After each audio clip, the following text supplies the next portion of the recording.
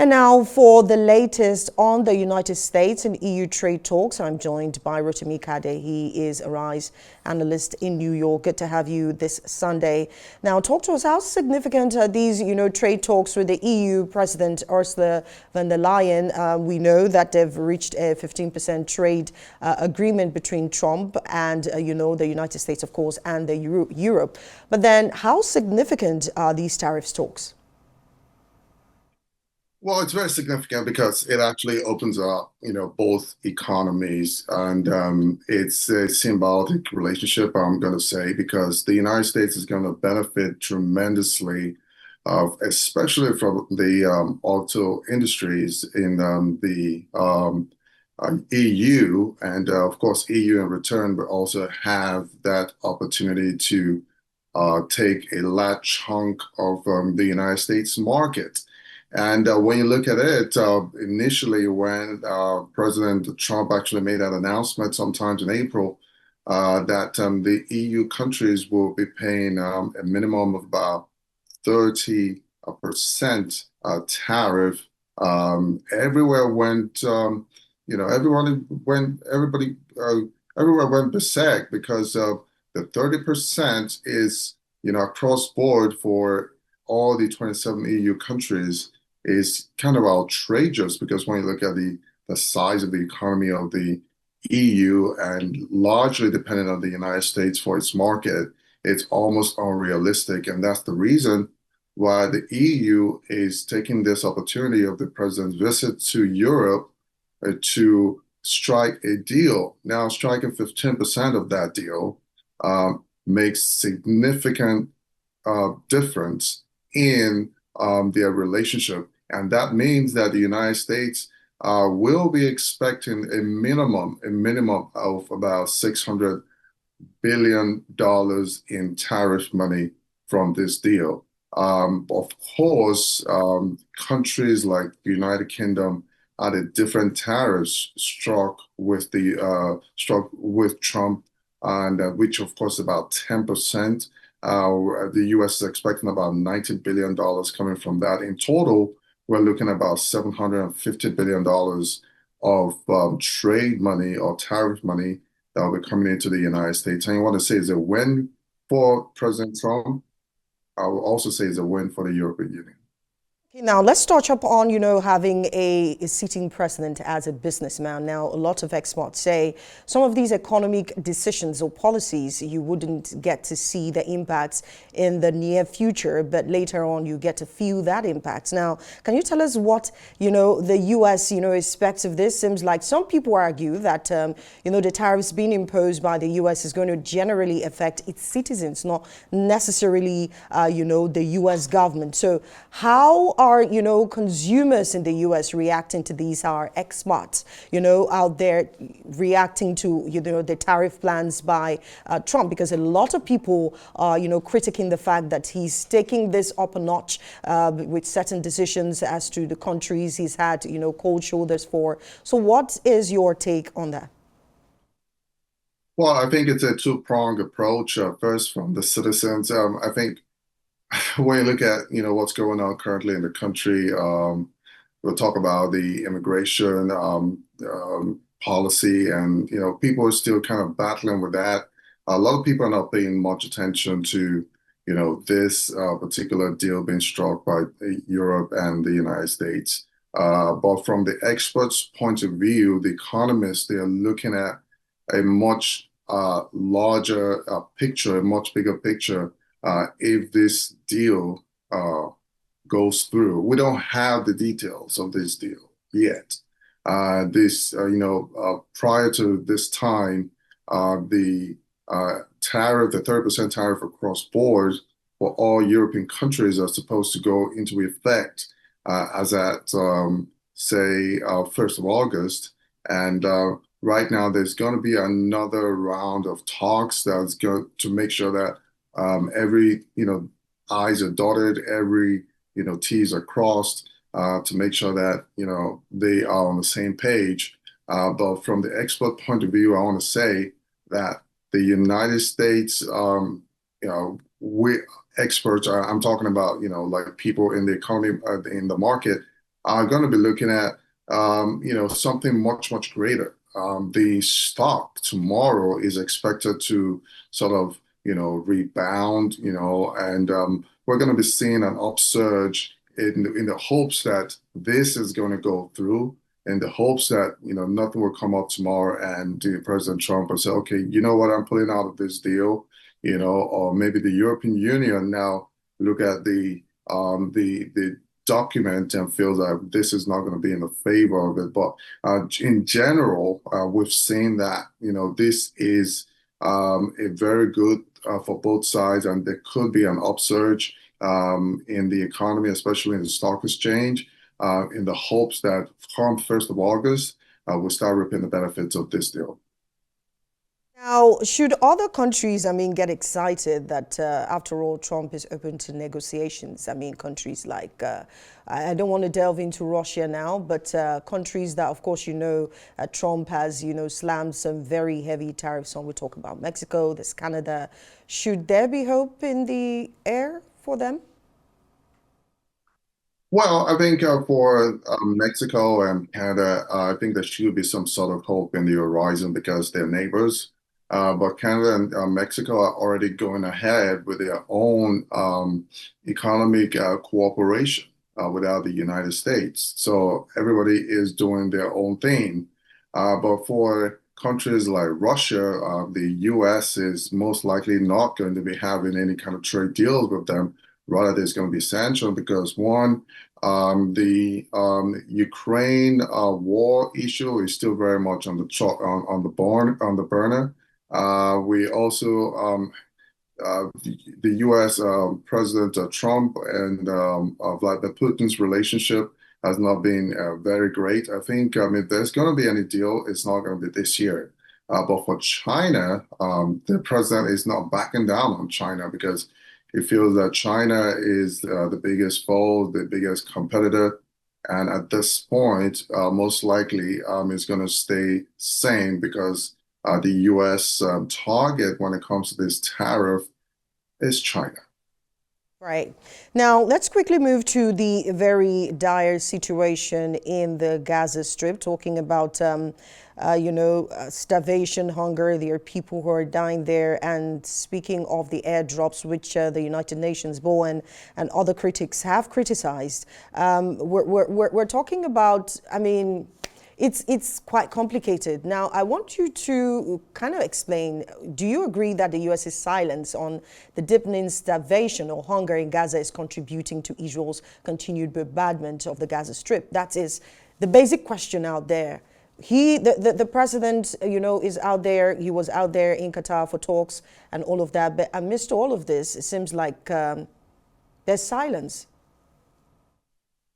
I'm not going to say the U.S. is silent. I would say U.S. is complicit in the sense that U.S. And Israel, they're on the same page. The President Trump and Benjamin Netanyahu, they are pretty much on the same page. If Benjamin Netanyahu is not moving an inch, the U.S. definitely will not be moving an inch.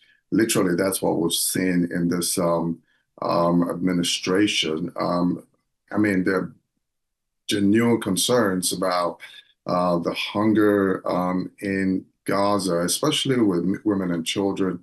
And we've not seen much difference in terms of the movement of policies or change. And Israel, on the other hand, are saying, you know what, we are engaging with, the people that need this resources, and we're not are going to be allowing these resources to get to terrorists, the Gaza Hamas terrorists who in turn use this as a bait, as a bargaining chip to its own people itself.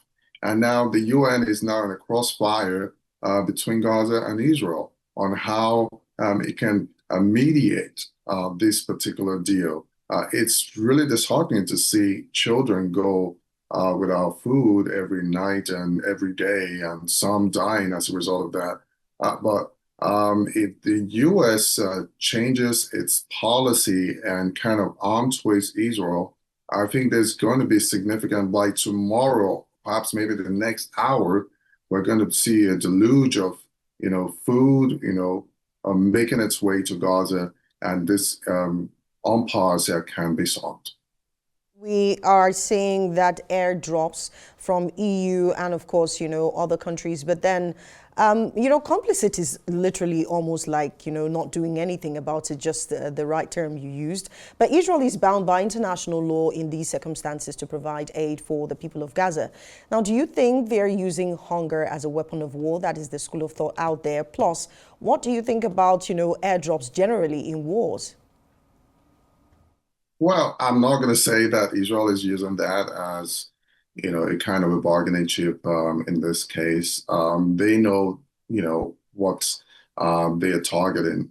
Israel's concern has always been that, the remaining terrorist that is in captivity of the Hamas terrorist or enclave should be released, and there could be some a level playing field. And except that happens, Israel will continue to bombard. Israel will continue to deny Gazans,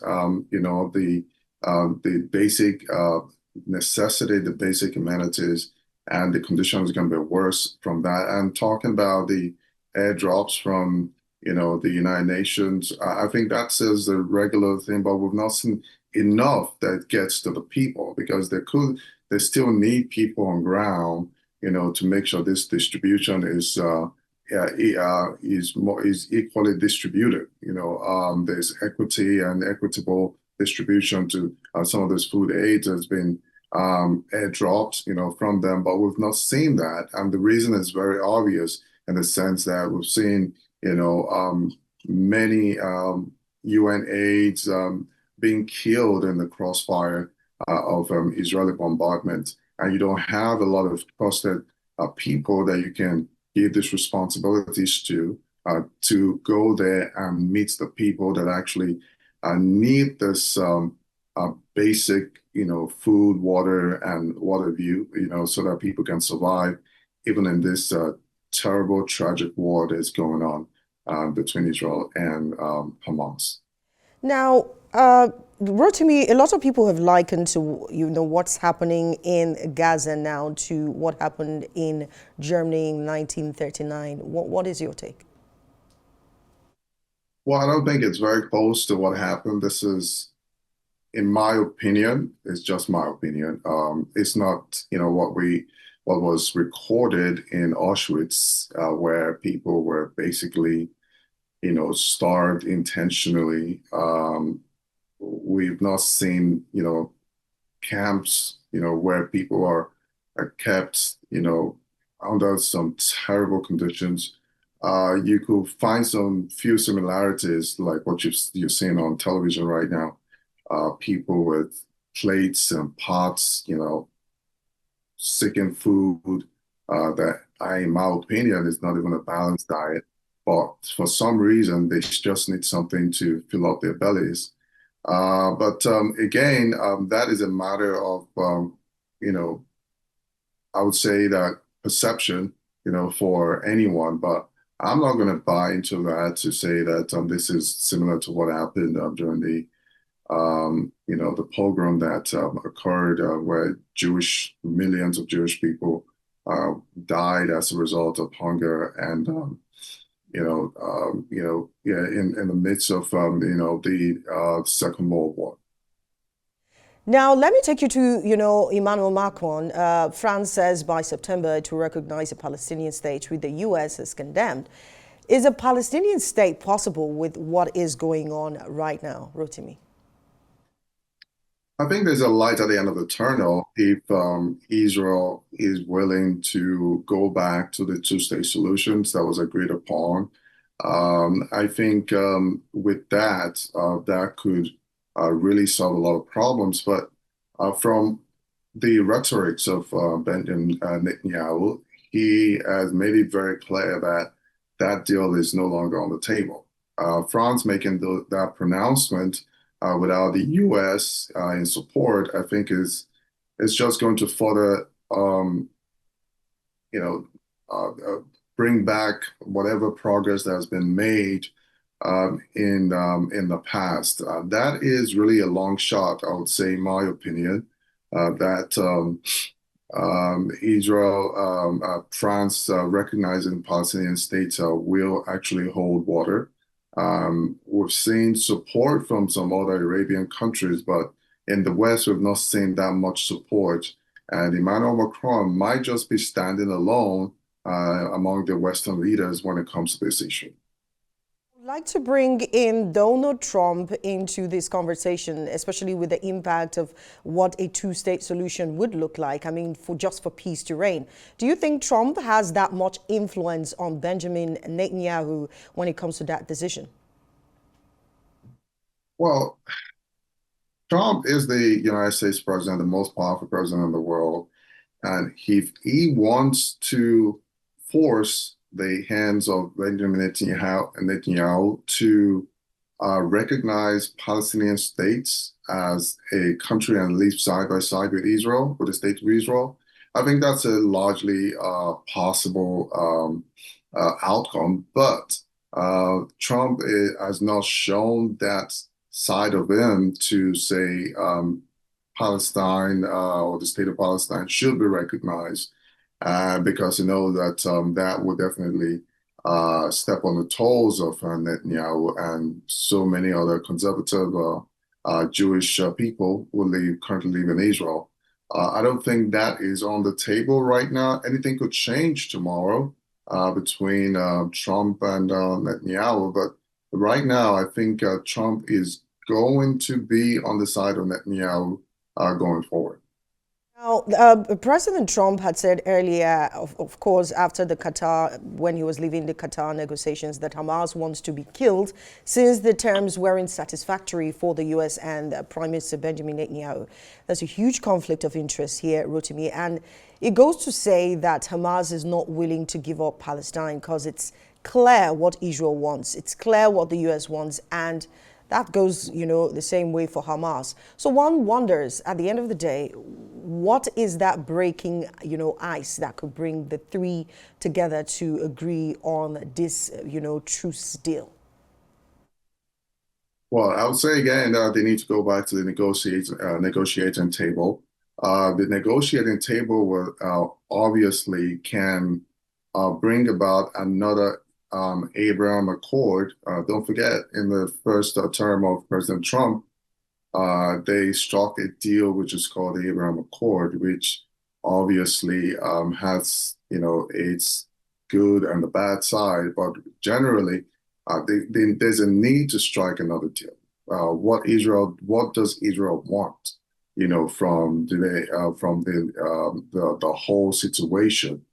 Do they want to claim Gaza Strip and West Bank, which is preserved for Palestinians? What exactly do they want? Would that be would that go with the tenets of the international treaties and laws and what the vast majority of countries want to see the two-state solution?